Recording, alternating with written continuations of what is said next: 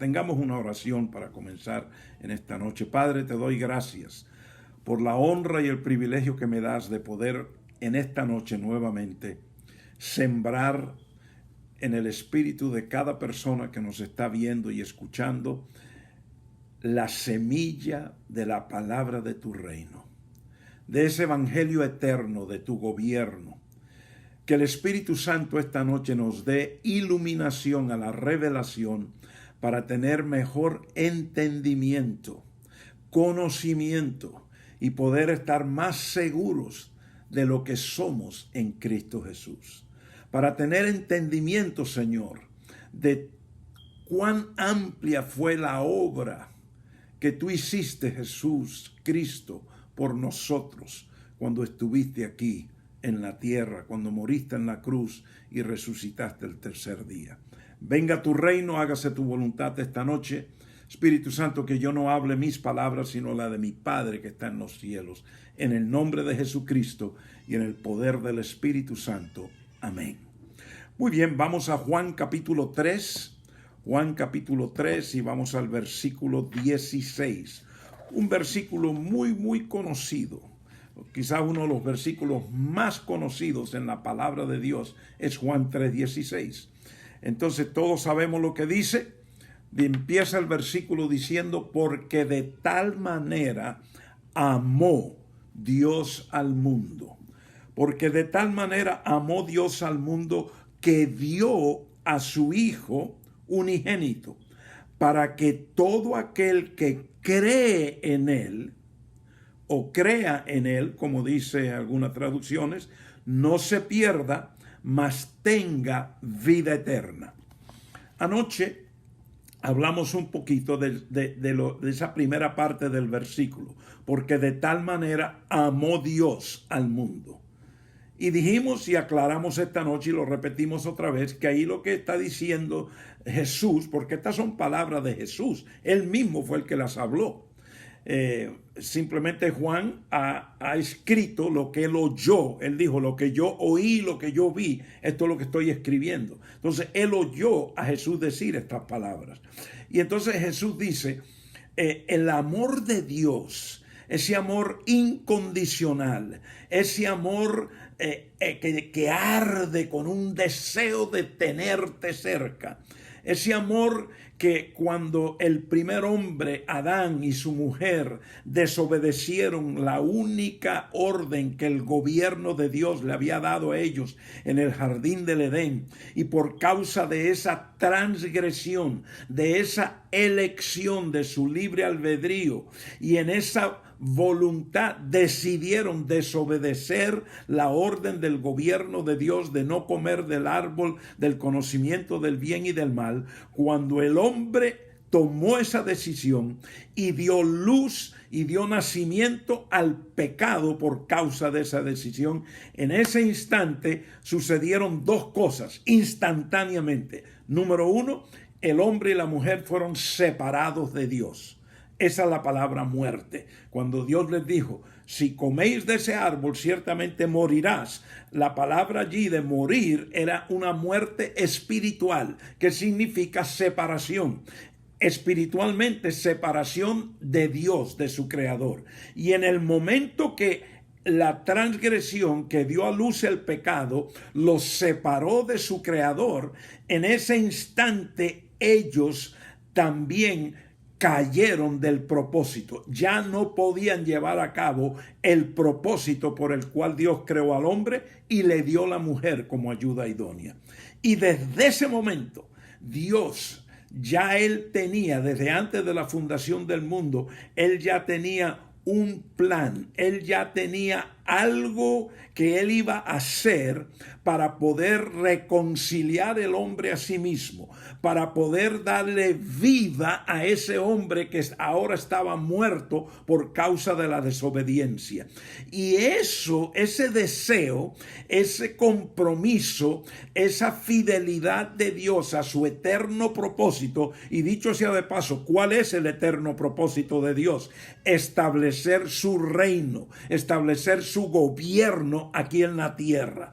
el eterno propósito de Dios no es tener un montón de iglesias por todo Colombia, México, Estados Unidos, España y el mundo, y la tierra estar llena de iglesias y de templos y de catedrales. Ese no es el propósito de Dios. El propósito de Dios no es tener miles y millones de personas asistiendo a un culto religioso todos los domingos. Ese no es el propósito eterno de Dios. El único eterno propósito de Dios es gobernar esta tierra con su gobierno justo, santo y puro.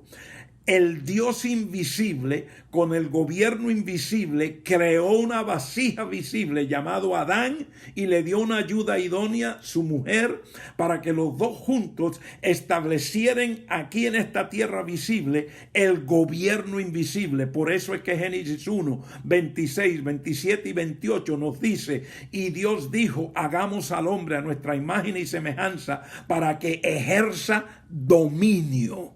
Para que ejerza dominio, para que sojuzgue, para que reine, para que gobierne con la autoridad del reino de Dios esta tierra. Ese fue el propósito. Pero cuando el hombre se transgredió y dio a luz, dio nacimiento al pecado, en ese momento el hombre fue separado de Dios y también se cayó. Ya no podía llevar a cabo el propósito. Pero Dios, por tener un propósito eterno, un propósito que no tenía fin, entonces Dios entró en el plan que llamamos el plan de salvación, de cómo rescatar al hombre, cómo redimir a ese hombre que se ha caído del propósito y que por causa de dar nacimiento al pecado en su vida se separó de Dios. Entonces Dios amaba a ese ser creado tanto, hombre y mujer, que él entonces dijo: yo tengo un plan, y el plan es que voy a enviar a mi hijo,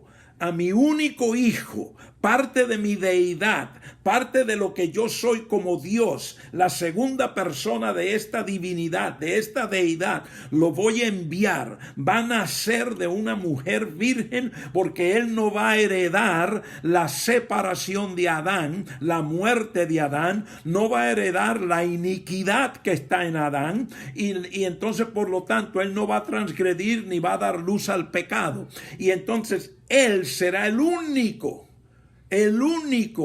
que podrá redimir, que podrá rescatar, que podrá salvar al hombre separado y caído de mi propósito, caído del propósito eterno mío. Y ese amor ardiente en Dios es lo que hizo que Dios enviase a su único hijo. Y eso es lo que Jesús está diciendo en Juan capítulo 3, versículo 16. Porque de tal manera amó Dios al mundo. No es solamente a la tierra y los árboles y los animales y las ciudades y los edificios. No, a los seres humanos que viven en esta tierra, Dios los amó tanto que Él no resistía que ellos estuviesen separados de Él. Y por amor a toda esa raza humana que ha nacido después de Adán, entonces Él envía a su único hijo. Esa es la primera parte del versículo. Entonces, que quede bien claro, que tú empieces a tener este entendimiento.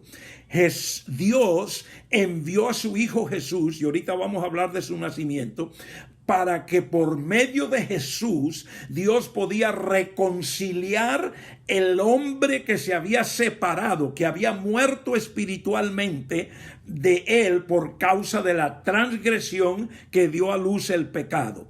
También porque como esa transgresión dio luz al pecado y separó al hombre de Dios, entonces el hombre se cayó del propósito. No podía continuar con la autoridad divina de parte del gobierno de Dios para sojuzgar, para reinar y para tener autoridad sobre la tierra. Pero como el eterno plan de Dios es establecer su reino, su gobierno en la tierra, Él entonces, por amor al mundo, por amor a todos los descendientes de Adán, Él envía a su Hijo para que ahora en su Hijo sea restaurado lo que Adán perdió. ¿Qué perdió Adán? Adán perdió el propósito de ser la vasija visible junto con su esposa, de establecer el gobierno invisible del reino de Dios en esta tierra. Ese es el eterno propósito de Dios.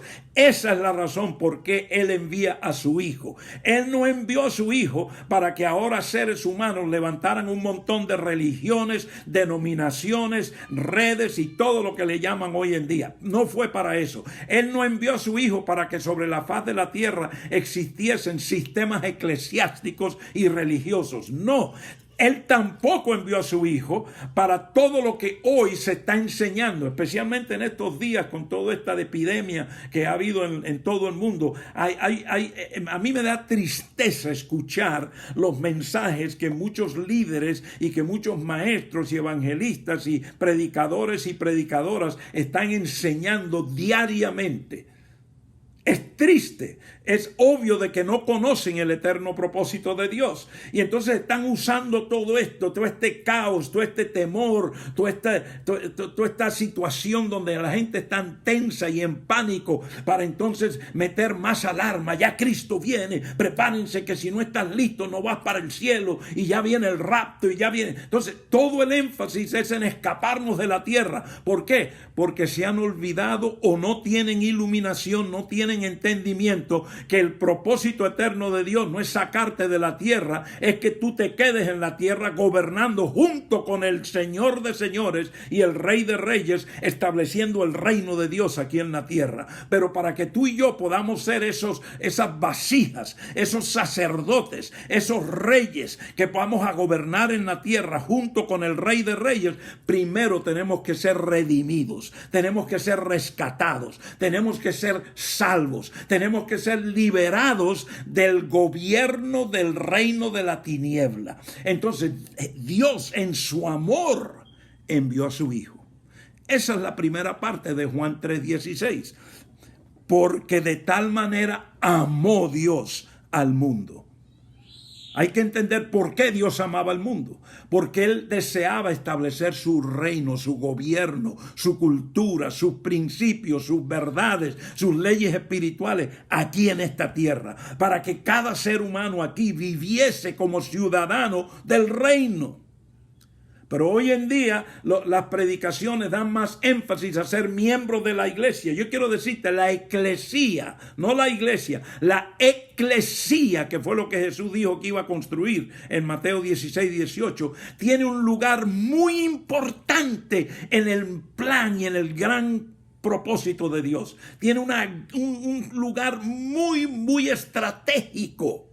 Pero tristemente hoy no se habla de ese lugar estratégico dentro del eterno propósito del reino y del gobierno de Dios. Hoy simplemente se habla de una iglesia que es una institución, que es un edificio y cómo debemos todos venir a reunirnos, congregarnos y servirnos unos a otros entre las cuatro paredes. Pero no estamos siendo eclesía, no estamos impactando en este momento de toda esta pandemia, la pandemia esta que está pasando, no sé cómo que se dice, y el virus y todo este caos que se está hablando y en vez de estar hablando tanto del virus, debemos de estar hablando de la solución, que la solución es el señorío de Cristo, la solución es el reino de Dios, el gobierno de Dios. Pero hay pocos que están hablando acerca de la solución, están hablando más del problema y añadiéndole más problema al problema.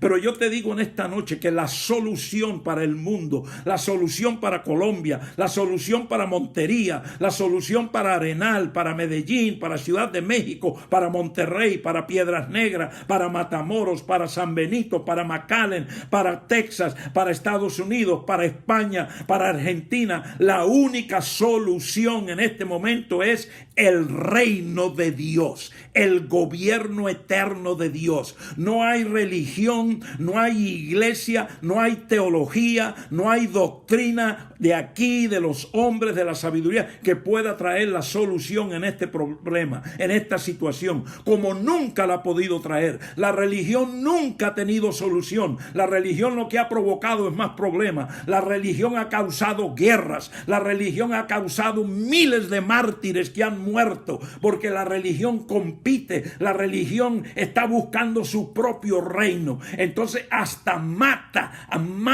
mataron a los apóstoles, han matado hombres y mujeres desde que el evangelio del reino se empezó a predicar en el primer siglo hasta ahora mismo. La religión sigue destruyendo, robando y matando, porque el espíritu religioso es un instrumento en las manos de Satanás para destrucción. Y por eso, como nunca antes, los valientes, los violentos, tenemos que levantarnos con una voz alta anunciando las buenas nuevas del evangelio del reino, del gobierno de Dios, porque la solución para el mundo todavía es el reino de Dios. Por eso es que cuando Jesús estuvo aquí en la tierra, Él solamente habló del reino. Él no habló de ninguna otra cosa, solamente el reino, el reino, el reino, el gobierno. Y yo me pregunto si Jesús, que es nuestro maestro, que es nuestro ejemplo, que es el que debemos de seguir, pues si Jesús enseñó del reino,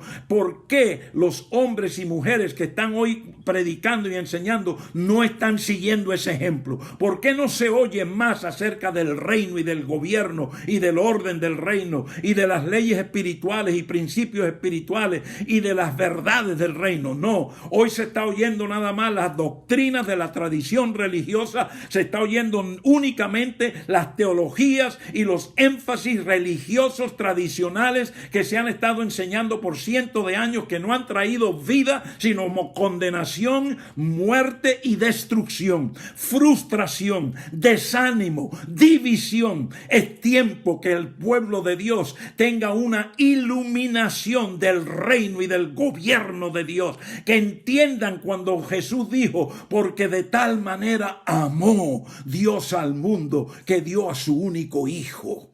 A su único hijo lo dio. Dios dio la ofrenda más grande que Él podía dar, que era la de su hijo. ¿Por qué? Porque Él amaba al mundo. ¿Lo amaba para qué? ¿Para llevárselo? No. Incluso Jesús, cuando oró la oración de intercesión en Juan 17, Él dice: Padre, yo te pido que no te los lleves, pero que los protejas del maligno. Aún Jesús entendía muy claro que esto no es un asunto de escaparnos y irnos. Esto es un asunto de poseer. Esto es un asunto de reinar, de gobernar, de sojuzgar, de verdaderamente establecer como eclesía el reino de Dios donde quiera que tú estás, en cualquier esfera que tú te encuentras. Entonces, Juan 3, versículo 16, ese versículo tan conocido, tan predicado, la profundidad de este versículo empieza hablándonos del amor de Dios.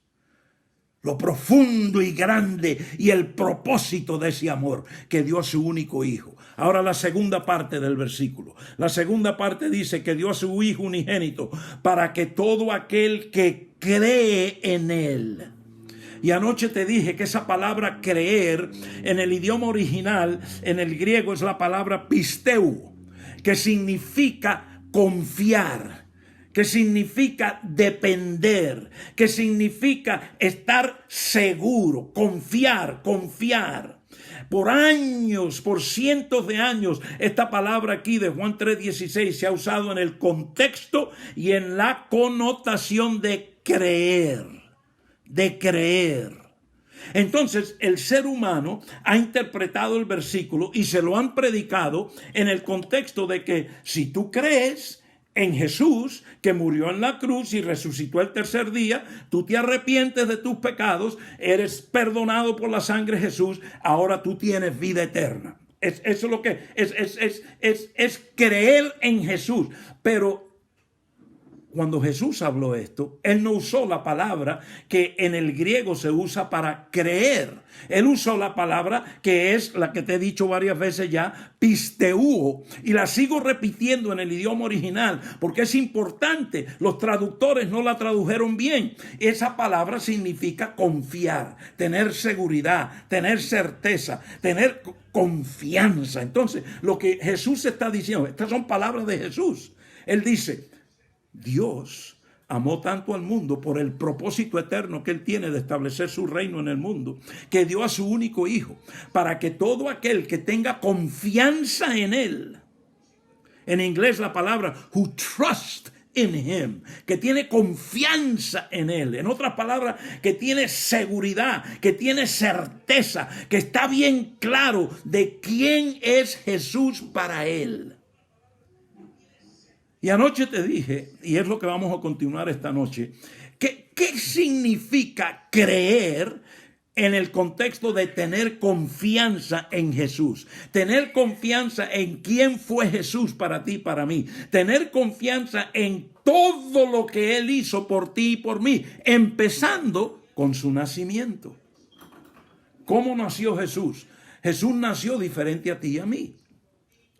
Tú que me escuchas hoy, donde quiera que estás, y yo que te hablo aquí, ¿cómo nacimos nosotros? Porque papá y mamá, tu papá y tu mamá, y mi papá y mi mamá, hombre y mujer, se unieron físicamente, tuvieron intimidad física, y el hombre depositó en tu mamá, tu papá depositó en tu mamá su semen, que entonces entró en la mujer y encontró donde se unía a lo que Dios había creado en la mujer, único y exclusivo en la mujer, para poder procrear. Y esa unión de lo que el hombre deposita dentro de la mujer causa que se forme entonces en el vientre de la mujer esta pequeña criatura que empieza a crecer por 9 meses. Casi siempre entre 8 y 9 meses nace la criatura.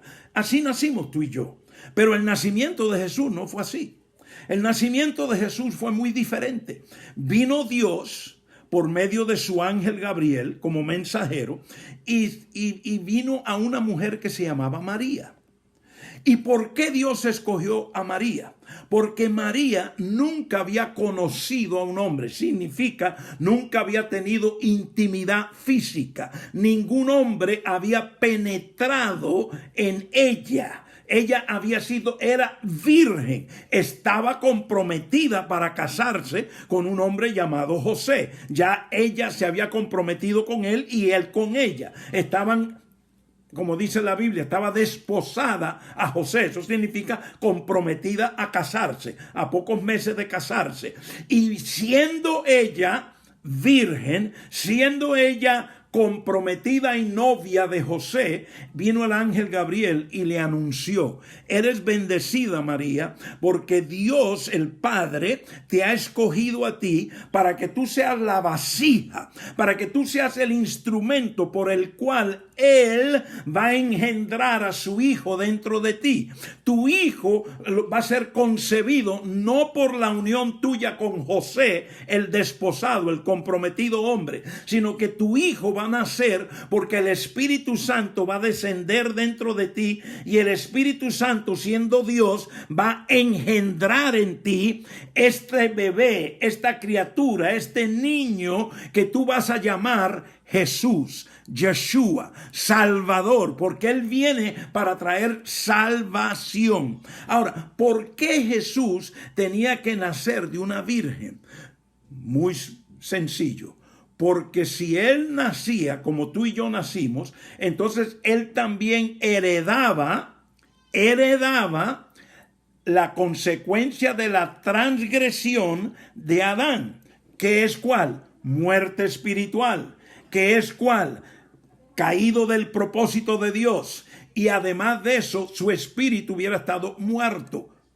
Así nacimos todos nosotros. Cuando tú naciste y cuando yo nací, por el fruto de la unión de tu papá y tu mamá y de mi padre y mi madre, cuando salimos del vientre de mamá, cada uno de nosotros, nacimos muertos espiritualmente, separados de Dios, y la iniquidad, la maldad, la heredamos de Adán en nuestra naturaleza humana.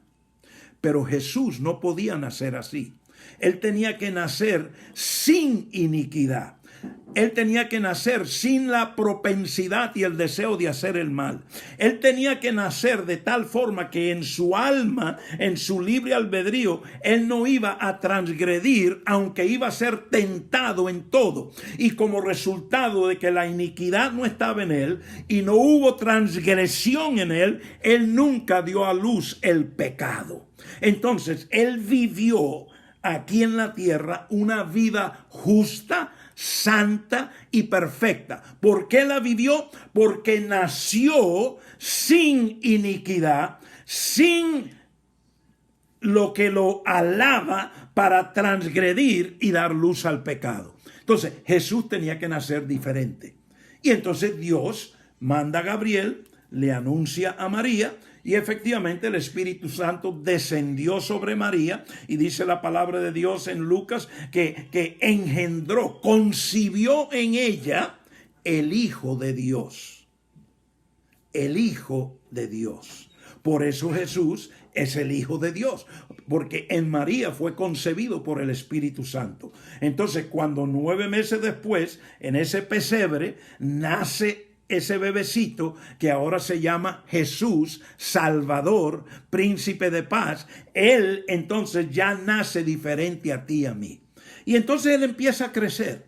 Y los primeros 30 años de su vida, él no hace nada que tiene mucho renombre. Por eso tú no lees en los evangelios casi nada acerca de su vida los primeros 30 años. Por ahí hay una mención de algo que sucedió cuando tenía 12 años, pero de resto no hay nada. Él vive una vida muy normal con papá y mamá, con sus hermanos y hermanas, sus primos y otros familiares, hijo de un carpintero, trabajando en la carpintería con su papá, llevándolos, haciendo los mandados de la casa, todo.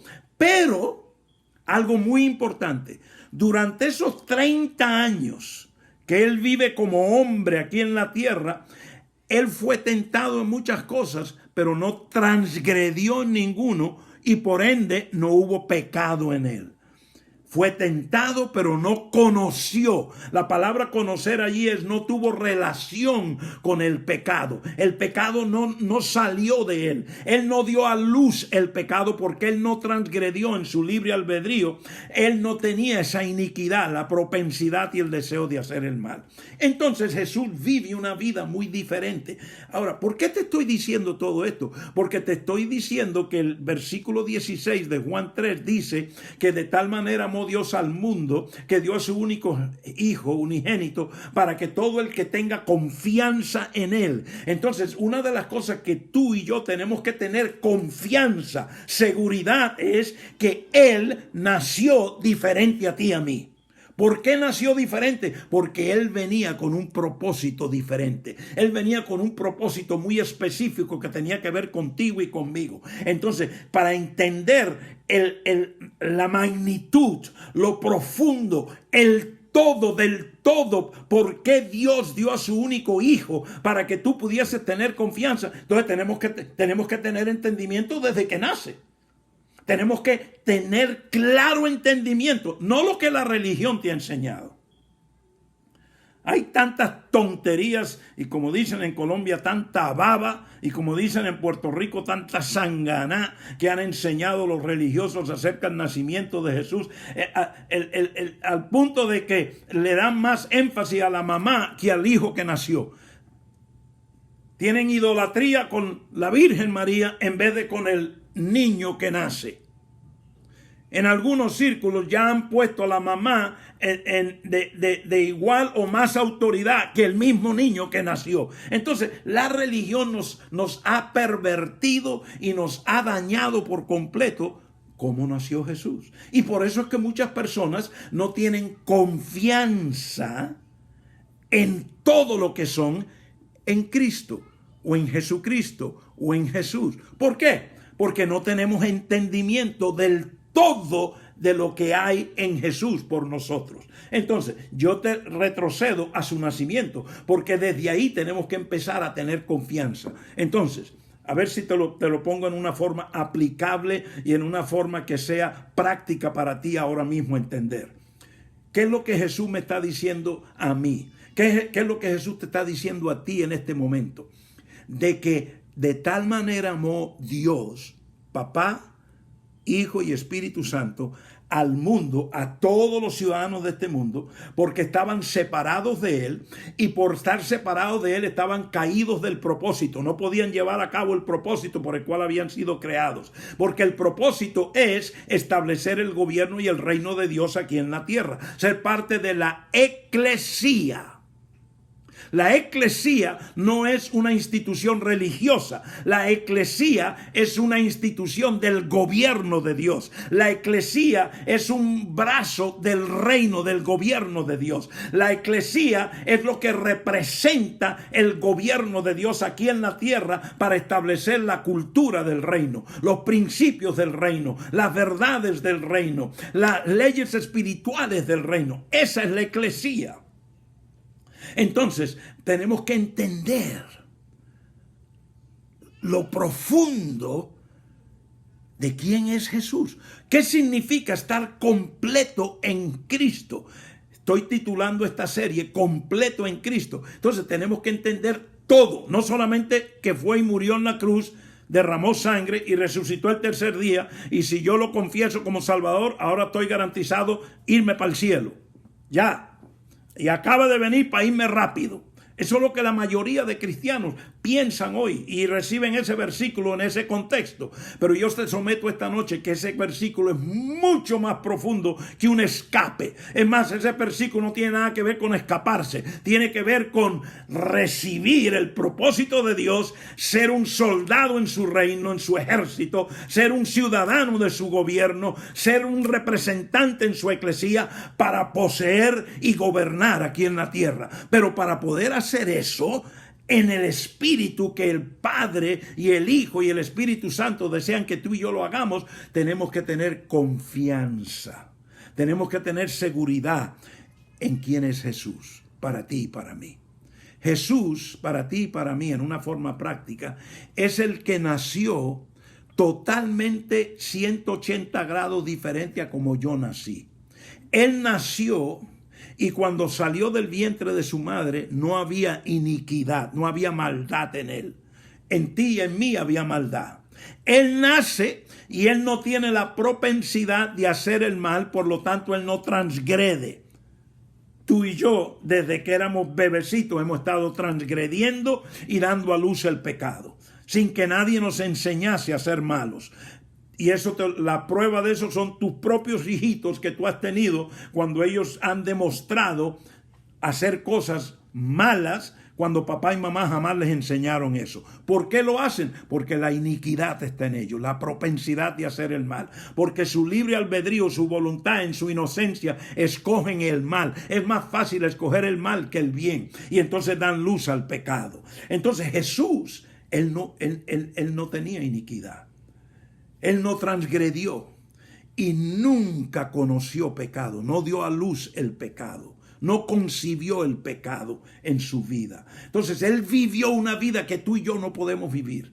¿Y por qué la vivió? ¿Y por qué Dios en su eterno propósito, en su omnipotencia y en su propósito ardiente de amarnos tanto, por qué Él escogió que Jesús naciese como nació?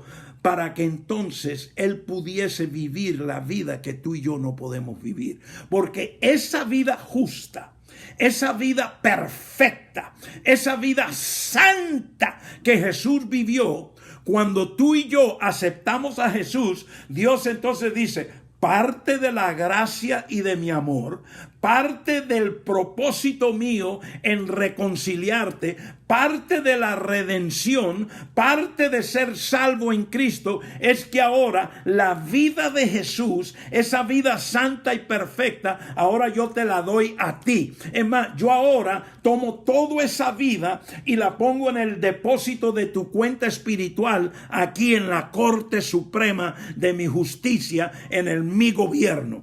No lo que tú has vivido, no lo que tú estás haciendo, ni lo que vas a hacer. No.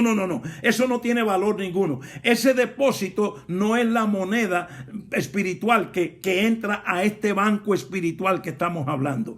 El único depósito que vale aquí es la vida de mi Hijo Jesús. esa vida perfecta, esa vida justa, esa vida santa, ahora yo te la imparto a ti, yo te la doy a ti, por gracia. Por mi gracia y misericordia y piedad y compasión y amor, yo tomo los méritos, la vida, la justicia, la santidad que Jesús vivió, y ahora yo te la doy a ti, David Castro. Y ahora yo te la doy a ti, mi amado hermano y hermana, donde quiera estás. Ahora es tuya. Te la doy. No te cuesta nada. Es por gracia, es un don inmerecido, pero yo te lo doy. ¿Por qué? Porque para eso fue que di a mi único hijo, para que todo aquel que tuviese confianza y seguridad en qué es Él para ti, no se pierda, mas tenga vida eterna. Entonces, lo primero que tú tienes que entender, para empezar a tener un entendimiento de la totalidad de lo que significa estar completo en Cristo, tú tienes que primero entender cómo nació, por qué nació así, y entonces la vida que vivió antes de ir al Calvario. Los 33 años y 4 meses antes de ser clavado en esa cruz, cada hora, cada minuto, cada segundo, cada día, cada año, ¿cómo vivió Jesús? ¿Cómo vivió? Justo, perfecto, santo, puro, tentado en todo, mas no hubo y no conoció pecado. Todo ese, si podemos decir, todo ese avale o crédito, y no es crédito de deuda, es un haber a tu cuenta. Todo eso de la vida de Jesús, Dios te la da a ti y a mí. Porque Él dice, David, tú nunca puedes vivir la vida que Jesús vivió. Es imposible, porque tú naciste con iniquidad, con la propensidad de hacer el mal. Tu alma, tu decisión muchas veces ha transgredido, y por causa de la transgresión, la iniquidad se une a la transgresión y concibe y da luz al pecado. Entonces en tu vida ha habido mucho pecado, David. Tú nunca has podido vivir un día como Jesús vivió un día. Tú nunca has podido vivir medio día como Jesús vivió medio día. Y te lo dice a ti también, cualquiera que me escuche este día. Escúchame, nunca lo has hecho antes, no lo hiciste hoy, ni lo podrás hacer mañana. Esto es importante. Escucha lo que te estoy diciendo. Es imposible, es una total imposibilidad de que tú, mi hermano y mi hermana que me escuchas en esta noche, o cualquiera que lo vea, escuche en el futuro, o yo, podamos vivir lo que Jesús vivió cuando estuvo aquí. Esa vida perfecta, justa, santa, pura. No podemos, es imposible. Tú no lo puedes vivir ni antes de Jesús, ni después de Jesús, ni nunca. No puedes, porque tu carne está en ti. Mientras tú estés respirando, la iniquidad es parte de tu ser, es parte de tu naturaleza humana. Esa carne está ahí. Tu alma, tus pensamientos, tus emociones, tus sentimientos, tus impulsos, tus recuerdos, tus reacciones, son muy reales en ti cada minuto de tu vida. Entonces, nada de eso te permite vivir como Jesús vivió. Ni antes eras hijo de la desobediencia, dice la palabra, antes de Jesús.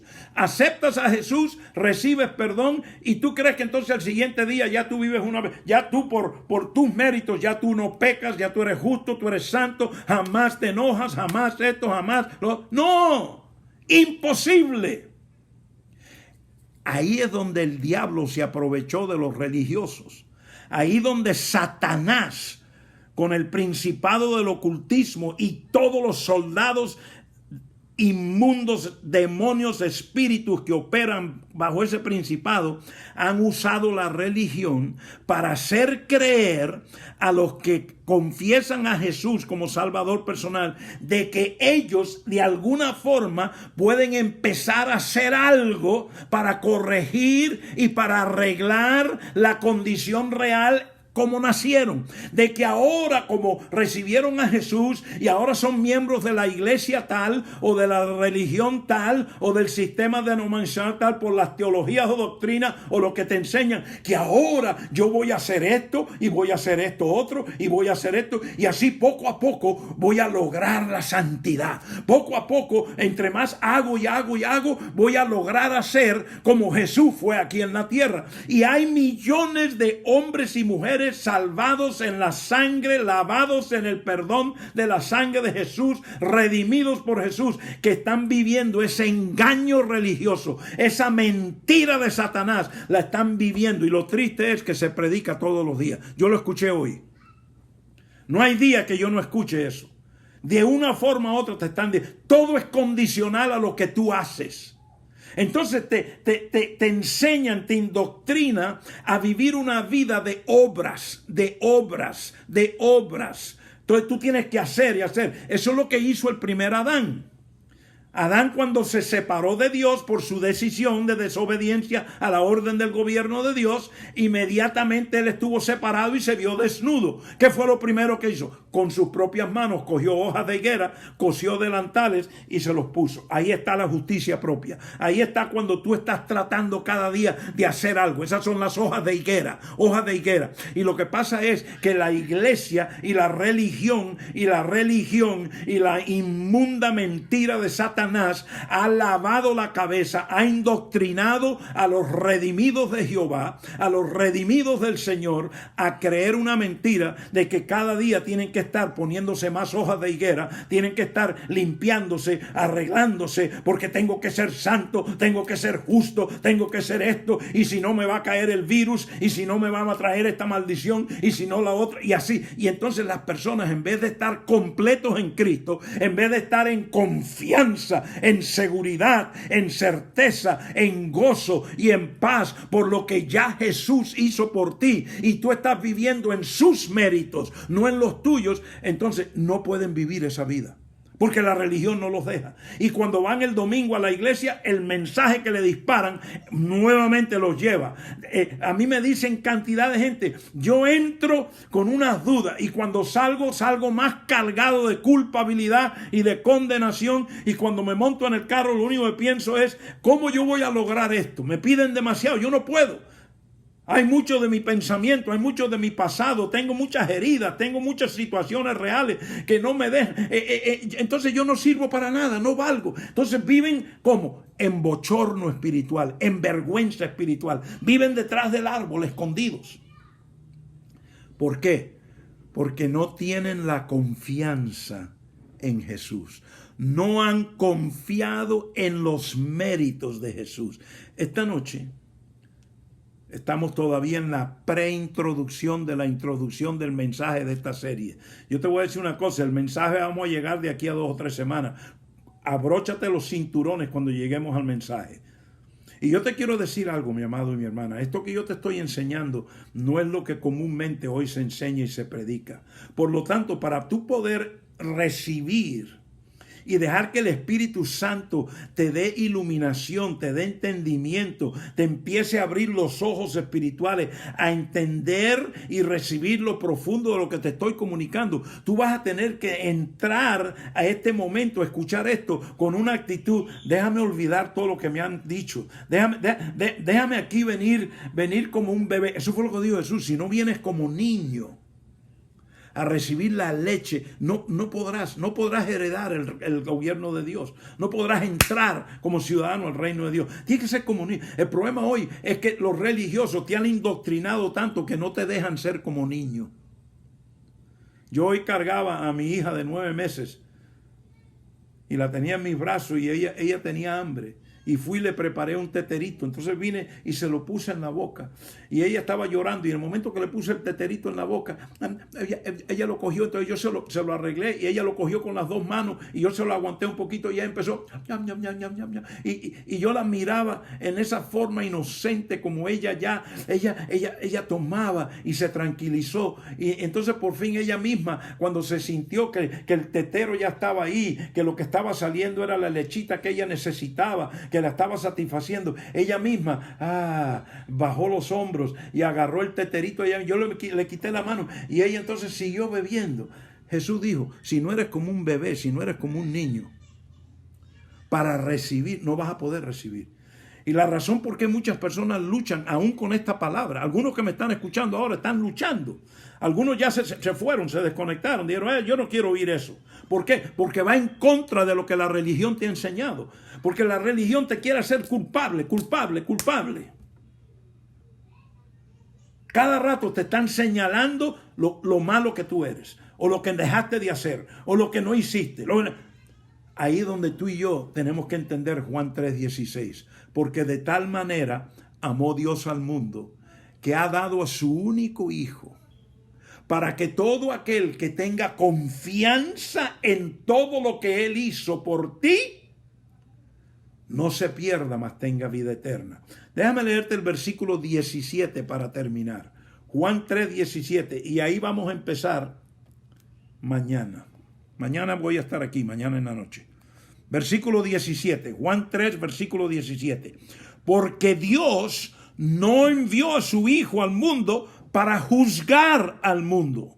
Acuérdate, cuando estamos hablando de mundo aquí, no estamos hablando de la topografía, no estamos hablando de tierra, ni mares, ni ciudades, ni edificios. Estamos hablando de gente, del pueblo, de los seres humanos. Entonces, porque Dios no envió a su Hijo a los seres humanos, al hombre y a la mujer, para juzgar al hombre y a la mujer, sino para que el hombre y la mujer sea salvo por él. ¿Sea qué? Salvo por él. Esa palabra salvo en el griego es la palabra sozo. S-O-Z-O. Sozo. En el griego, cuando tú traduces esa palabra sozo, esa palabra significa preservado. Entonces Dios está diciendo, yo no he enviado a mi Hijo para que juzgue a la gente, al pueblo, al mundo, los seres humanos. No, yo lo envié para que por medio de él toda la raza humana pueda ser preservada. Ese es uno de los significados de la palabra sozo. Otro significado es protegido, proteger. Esta es la palabra que está en el original, en el versículo 17. Es que el religioso, cuando oye el versículo 17, mira, esto es lo que la tradición te ha enseñado. Porque Dios no envió a su Hijo al mundo para que juzgara al mundo, sino para que el mundo sea salvo por él. Y cuando todo el mundo oye la palabra salvo, enseguida piensan, me voy para el cielo. Para que todo el mundo vaya para el cielo. Y por eso es que muchos de los mensajes hoy se habla más del cielo o del infierno que de la tierra. Y el reino no es ni para el cielo, porque el reino es del cielo. Y el reino no es para el infierno, porque Dios no va a gobernar en el infierno. Él ya se llevó las llaves del infierno. Él ya triunfó sobre el infierno, por si no lo saben.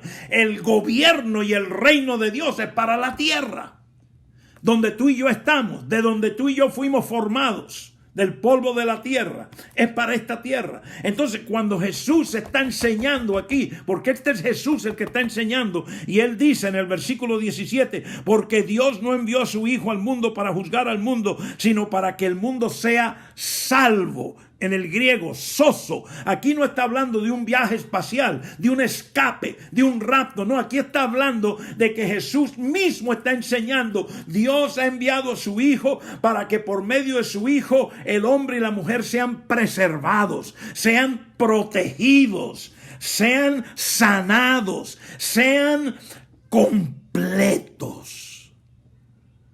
Oh, ¿qué es ser completo en Cristo? Mañana en la noche vamos a continuar.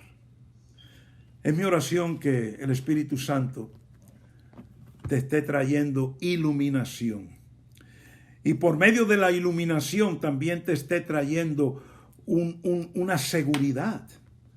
Es mi oración que tú estás empezando a tener entendimiento de lo que es confiar en el único Hijo de Dios, Jesús, en todo lo que Él fue por mí. Y te vuelvo a decir, esta es la segunda noche, todavía yo estoy en la preintroducción. La introducción va a ser la semana que viene. Y el mensaje ya tú sabes. Así que imagínate, yo nada más estoy aquí poniendo la base. Esto es la base. Estamos usando Juan 3, 16 y 17 como base. De aquí vamos a seguir. Pero esta noche el Señor te dice que Él te ama tanto, que Él quiere que tú empieces a vivir en confianza, no solamente creyendo, sino en confianza, en seguridad. Anoche te di el ejemplo de la silla que yo estoy sentado. Estoy sentado en esa misma silla esta noche. ¿Por qué? Cuando me senté en ella estaba confiado que me iba a sostener aquí estos 45 minutos. Yo no tenía ninguna duda, estaba confiado. Esa es la confianza, mucha más que la silla. Lo que Jesús hizo por ti desde el día que nació hasta el día que resucitó, todo, desde el nacimiento hasta la resurrección, todo eso que Él hizo por ti, por eso que tú en Él estás completo, por todo lo que Él hizo desde que nació hasta que resucitó. Todo eso es parte de lo que te hace a ti completo. Y es en lo que Dios desea que tú tengas confianza. Porque todo el que confía en Él no se pierda, mas tenga vida eterna. Padre, yo te doy gracias por tu palabra esta noche. Te doy gracias por cada hombre y mujer que ha escogido escucharnos en diferentes países del mundo, diferentes lugares, y cualquiera que nos vea y nos escuche en el futuro. Pero más que todo, Padre, yo te doy gracias por el poder, por el rema, la revelación que hay aquí en las palabras de Jesús en Juan capítulo 3, versículos 16 y 17. Un capítulo que tiene todo que ver con el nuevo nacimiento, con lo que es ser perdonado, salvo, lo que es nacer de agua, de espíritu, lo que es ver el reino, lo que es entrar en el reino. Y en ese contexto tú nos enseñas estos poderosos versículos, Señor. Espíritu Santo, danos iluminación. Da iluminación. Prende la lámpara de iluminación al rema de esta palabra en cada persona que está escuchando o que escuche en un futuro. Venga tu reino, hágase tu voluntad en el nombre de Jesucristo y en el poder del Espíritu Santo. Amén.